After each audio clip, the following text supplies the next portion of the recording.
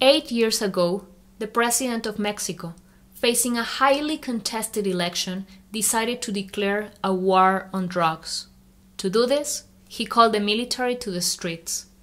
The results were that Mexico went from having 9,900 murders per year in 2005 to 23,000 in 2013.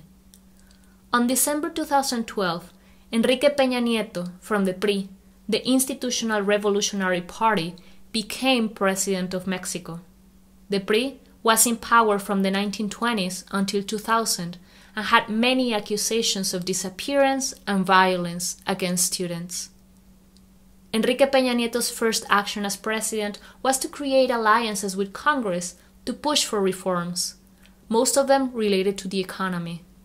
He invested heavily in cleaning Mexico's image abroad, running various editorials in world newspapers, and pushed security to a less prominent place than his predecessor. Yet, the violence continued. Not because you ignore a problem, it means it goes away. In 2013 alone, 23,000 people were killed. 1 out of 3 homes reported to have been subject to a crime, and even the government accepts that more than 90% of crimes are never resolved. On September 26th, a group of students was protesting on Iguala, the third largest city in Mexico's poorest state, Guerrero. The municipal government and the state government both belong to the opposition leftist party, PRD, Party of the Democratic Revolution. The local police came in, killed 6 students and arrested the other 43. There is no record of the students in any jail. In the weeks that followed, 10 mass graves were discovered around Iguala. The mayor of the town and his wife ran away after a local newspaper showed the mayor's brother-in-law was a drug dealer. He was finally found on the 4th of November, hiding in Mexico City.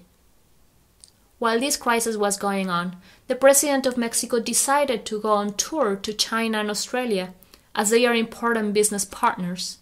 But it has been more than a month, and he has yet to visit Iguala, less than 5 hours' drive from Mexico City.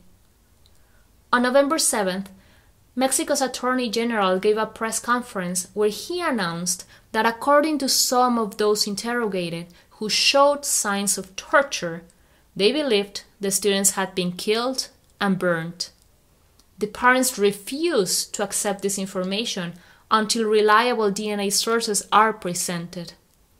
When he thought the microphone was off, he told his aide to end the questions as he was tired. Ya me cansé. Gracias. Ya me cansé. We stand here today saying we are also tired. Tired of a government that cares more about macroeconomic deals than the security of its people. Tired of corruption. Tired of fighting a war on drugs that will only be solved when demand in the United States decreases. Tired of unsolvable crimes. The state has the responsibility to protect its population. We ask you to do 3 things. Write to your local Mexican embassy or consulate to demand justice. Attend local events in your area to create awareness. Spread the word. Mexican politicians cannot hide if the world is watching them. A mi hermanito enseñé, jugando en aquel patio a la escuela.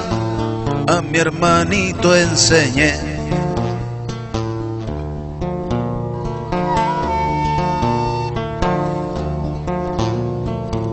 Como no había pa'l viaje, me puse yo a trabajar. Hice mi examen de entrada con ansias, contento de ir a estudiar. Hice mi examen de entrada con ansias a esa escuela rural.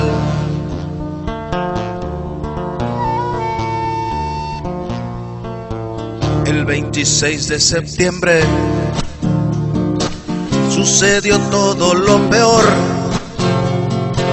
Fuimos todos agredidos con armas por el gobierno opresor, tirando a darnos directo a mansalva, y mi hermanito cayó.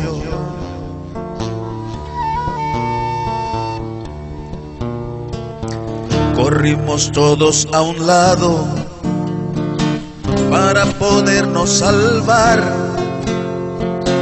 Los policías en cambio llegaban dispuestos a asesinar.